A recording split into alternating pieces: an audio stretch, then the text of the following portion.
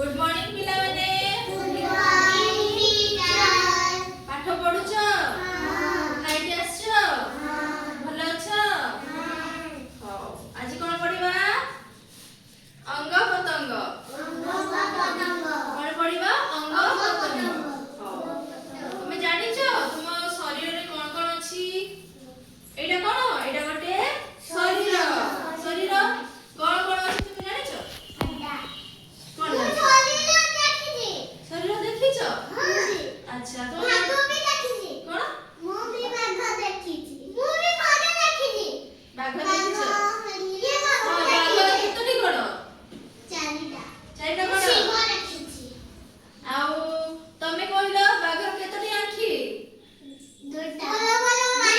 बड़ बड़ आँखि दीटा अछि।